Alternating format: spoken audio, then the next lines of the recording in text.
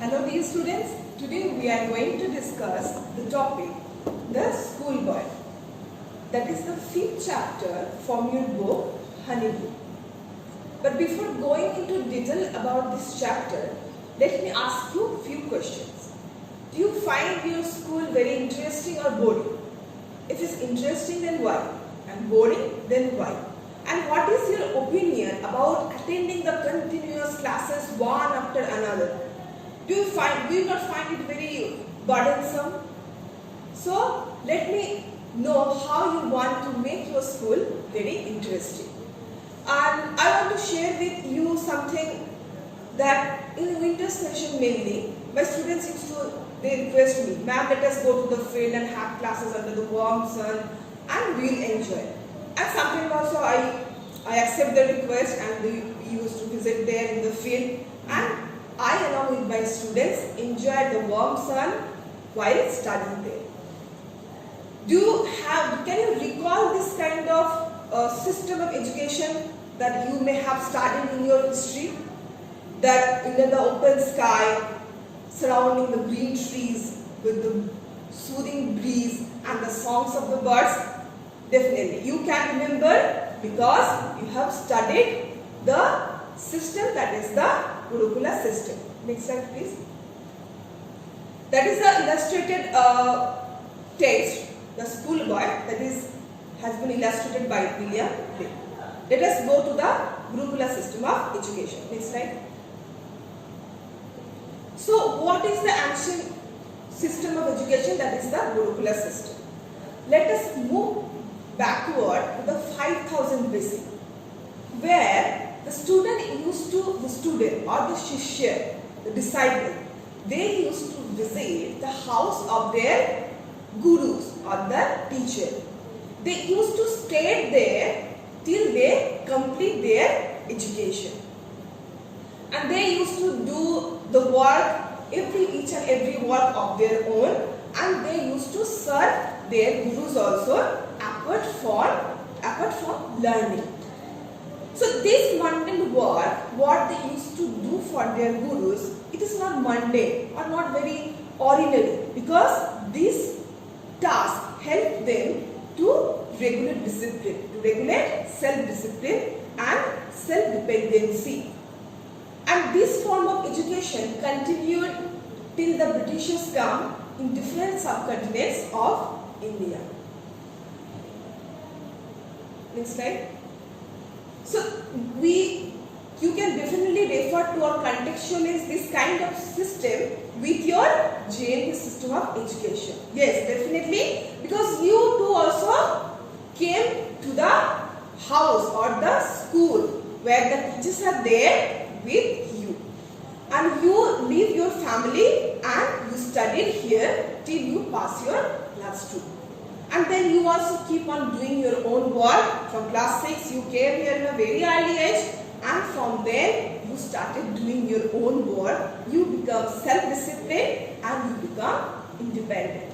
So that was the purpose of Gurukula education, and that still JNV is following certain traits of it. Here in this slide you can see the picture of in the dresses of white and yellow. That is the picture that is taken from Shantiniketan. Where is it? It's in West Bengal. Yeah, that is where Vishwabharati located. Who founded this university? Yes, the great poet and educationist Rabindranath Tagore, who also was in support of William Blake and also in view of William Blake, and he did not like the formal setup of education, confined within the 4 walls and attending classes after classes. So what he did, he founded Vishwabharati University after the model of the Gurukula system of education, where the students, you can see definitely from the picture, they used to sit under the warm sun, and the trees are there, the teacher is there, the board is there, and they used to study. Because Rabindranath said that an overall development of the child is only possible when the child is given the total freedom. So that is how he created, or how he studied, and he would be able to generate the fresh ideas. There is also a picture I shared with you that I was attending the classes in the green field with my students. Yeah. Next slide. So now we are coming to this slide, and this will be a brief introduction about the poet, that is William Blake. William Blake was a very famous romantic poet. He was not only a poet, he was a painter, he was an engraver, and he was an educationist also. And his great contribution towards the field of literature, especially in poetry, are the true greatest collection of all time, that are the songs of innocence and the songs of experience. The book, the chapter, the School Bard, has been taken from the collection of the poems, the songs of experience. Next slide, please. What are the specific objectives of this study? Definitely, because we here want to know about the gap, the similarity, or the differences between the practical mode of education and the theoristic way of education. What are the gaps there? Because we think that nowadays education is more based on the theory. Hardly we attempt for any practical things. And it is only the mugging up of the information and storing of dry information in your head in order to participate in the rat race to score 90%. And what is the use of it? We hardly learn any life skills out of it. We are very learned, we are very intellectual, and that is certified by our results. But when it comes to the practical way or practical cope up with the real life or facing the difficulties of real life, we become helpless. It is not only I will not make responsible the students only. The education sector is also responsible for this kind of learning, this kind of learning among the students. So we will definitely know the differences through this poem, that is the School Bard. Next slide. This is the first stanza. As you can see, it's written at the beginning of your text. You also can see the schoolboy in the poem is not a happy child. What makes him unhappy? Why does he compare himself to a bird that lives in a cage or a plant that withers when it should blossom? You read the first stanza along with me. I love to rise in a summer morn when the birds sing on every tree. The distant huntsman winds his horn and the skylark sings with me. Oh, what sweet company. So definitely the first stanza of the poem starts with a very fresh mood of the speaker. Who is the speaker here? The speaker here is none other than the schoolboy. So he rises up in the early morning and he enjoys the summer morn very much. As you can see from the first picture, that we will also find this very interesting one. That what happens? That in the summer morning, when the birds sing in every tree. Why the summer morning is so interesting? Because when you wake up, then you can, you can listen the sweet song of the birds from each and every tree. The distant huntsman winds his horn. What is the meaning of the word distant? That is far away. Huntsman is the hunter. Winds is the verb here, and that means blow. Blow his horn. You can see from the picture that a huntsman from the far away, he is blowing his horn in order to announce that he is going to hunt. And the skylark is the very famous very noted bird, and it's noted for its singing only. There are several numerous poems that is written on the song of the skylark, of the greatest poets of all times. So the voice or the singing of the skylark is so soothing that the boy also sings along with the skylark. And that's why he said, oh, what sweet company. Company is the associations, the surroundings, the things, or the animals that surrounds you. So the boy enjoys very much in the sweet association of the birds, of the breeze, of the morning, and the blowing of the horn. Next slide, please. Here I have just illustrated the vocabulary and the rhyme scheme will rhyme scheme of the poem is A, B, B. Next slide. Okay, now we are coming to the second stanza. Read along with me. But to go to school in a summer morn, oh, it drives all joy away. Under a cruel eye outward, little ones spend the day in shine and dismay. You can definitely see in the second stanza how the mood of the schoolboy and the tune of the poem take a drastic change in comparison to the previous stanza. Why it is a drastic change? Why it is a drastic change of the mood of the boy? Because what he is explaining in the second stanza, he is saying, but to go to a school in a summer morning. But when you are enjoying this lovely morning of the summer, at the same time, you are compelled to go to the school.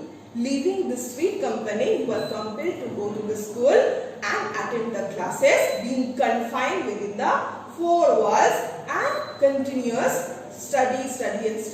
Okay? It drives all joy away. So it takes all the joy. The joy that he was enjoying in the first stanza, it drives, it takes all the joy away when the boy he goes to school. Under a cruel eye outward. Outward is, it's no longer useful, outdated. It is the continuous lecture after lecture, classes after classes of the teachers, and there is no fun, there is no play. So that is why it is cruel, because that is not a bit interesting, it is not a bit very playful. That's why it is cruel, because it's very strict. The strict observation or the strict control of your teacher to you, that if you do something bad, then you will be definitely punished. So there is no freedom of yours that while taking the classes, because there is nobody is asking that how you are feeling. Are you feeling good or bad, or are you feeling interesting while attending the classes? The little ones spend the day in shine and dismay. Shine is the weariness, taking a deep breath. Oh, that is the shine, and dismay is disappointment, sadness. So the little ones, little kids, after attending the classes, one after another, hours after hour, so they are become very disappointed. Here the rhyme scheme will follow, that is also the same rhyme scheme. A, B, morn, away, B, B, worn, day, and B again, dismay. Next slide please. In the third stanza, we will see the mood, drooping mood or the brooding mood of the boy continues. Here he says, then at times I drooping sit and spend many an anxious hour. Nor in my book can I take the light, nor sit in learning's bower, worn through with the dreary shower. So he explained his mental agony in this slide. He says, then at times I drooping sit. Drooping is inclining downward. I have seen many times with my students that each time in the first period they sit like this, in the second period they sit like this, in the third go on, and the fourth and the fifth like this. So, and the teachers, they scold them, sit properly, don't sit like this. So, the drooping, because this drooping sign is you are not taking it any longer. You are not feeling interested. Okay, so drooping. See the picture? That the times I drooping sit and spend many anxious hours. Anxious why? Because you all time think when this will over. When the school will over, then you can go home. Because you have noticed along with your friends that when the final bell of the school rang, then you all start rushing. As if the school gate will be closed and you can no longer move. So you started running and jumping. Oh, that is the end of the anxious hour. Definitely, yes. Nor in my book can I take delight. The boy cannot find any interesting thing while in the printed languages of the books or the dry lectures that is delivered by the teachers. Why? Nor sit in learning's bower. It is not, see children, it is not that the boy does not want to study. The boy does not feel like studying. It's all time play and no study. It is not that. The boy does not hate the study, but the setup of education. That is the system of the school.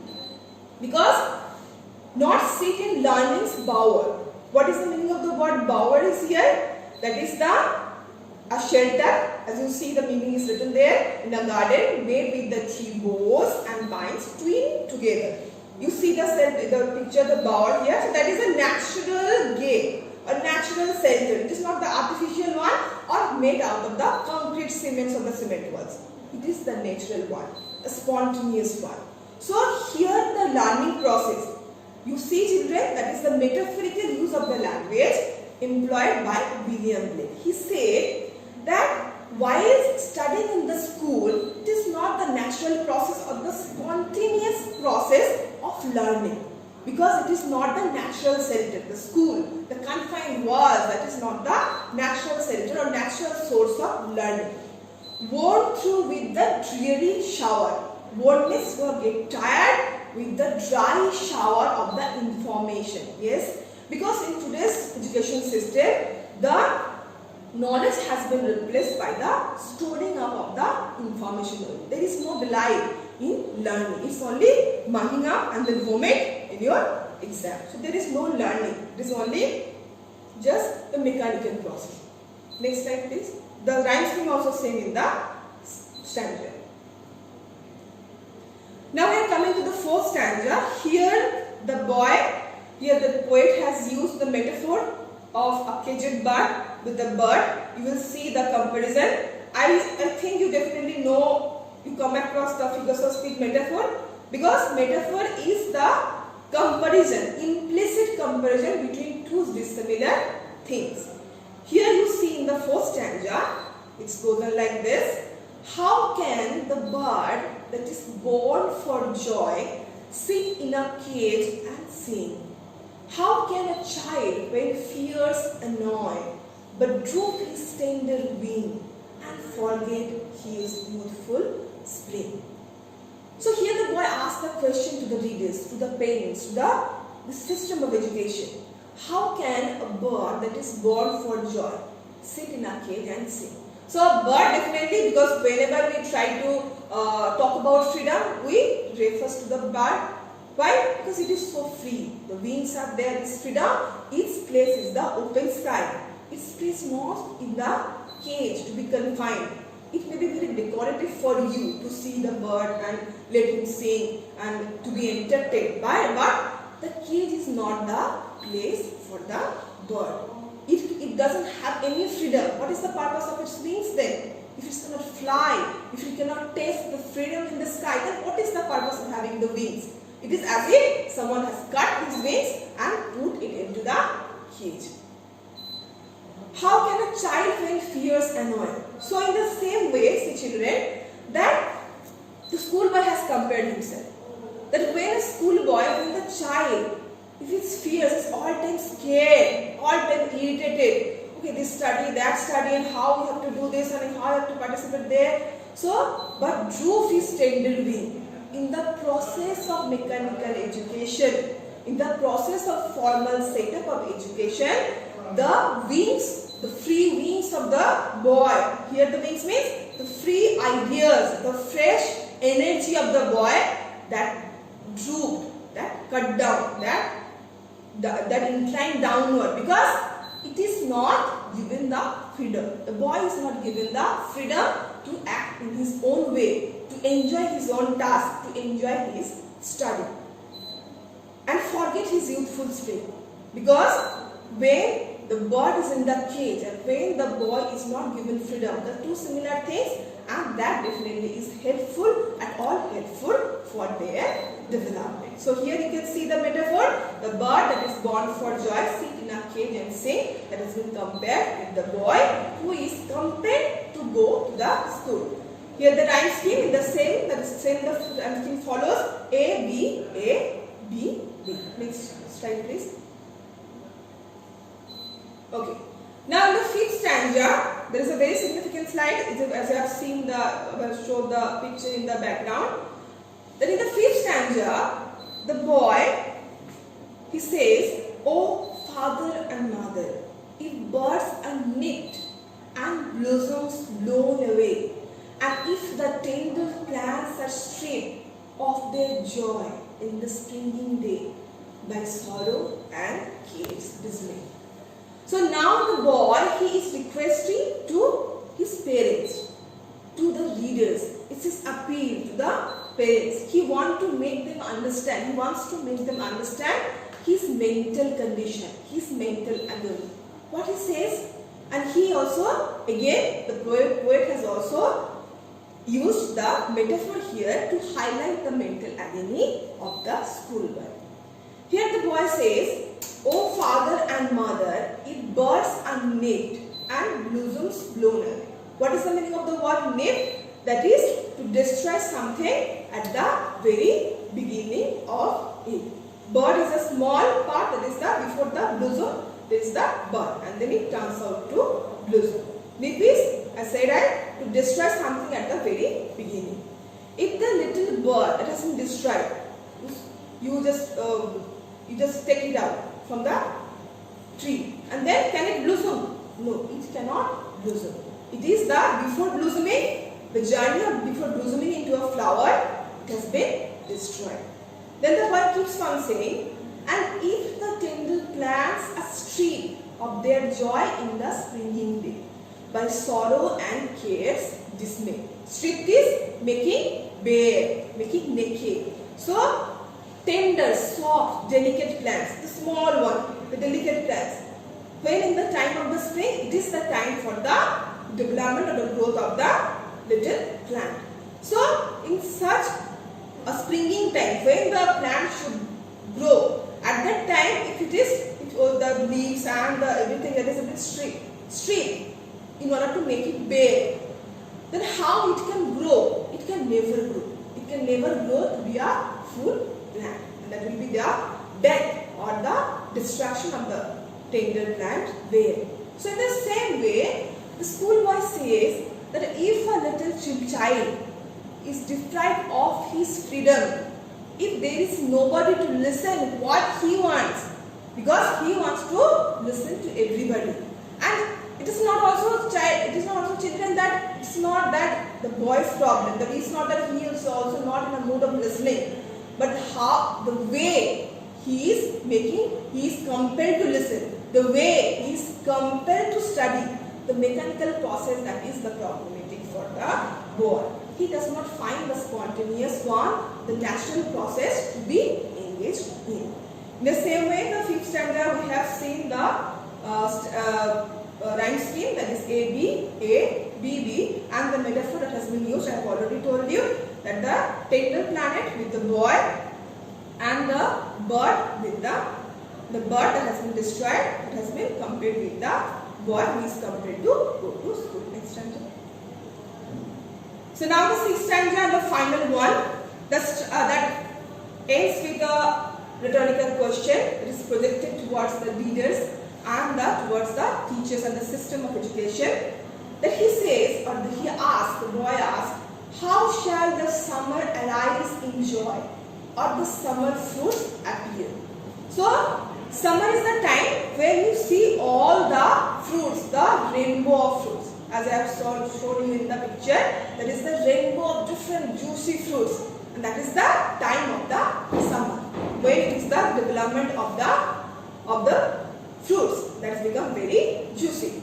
So if in such a summer, if the summer arises in joy, or the summer fruits appear, if the summer is itself unhappy, if the summer is not the summer that it should be, then how it will bring the juicy fruits? Because it is a natural process. You keep on putting the pesticide there and you keep on destroying the environment, then how can you expect that the nature will produce the same thing as it used to do in the long time? Because you are killing the nature. And that's why in recent changes we have seen the consequence of it. Each and every step we are seeing, now the pandemic corona, that is how we are destroying the natural process and how we are suffering the consequences. So here the poet very delicately just puts the question.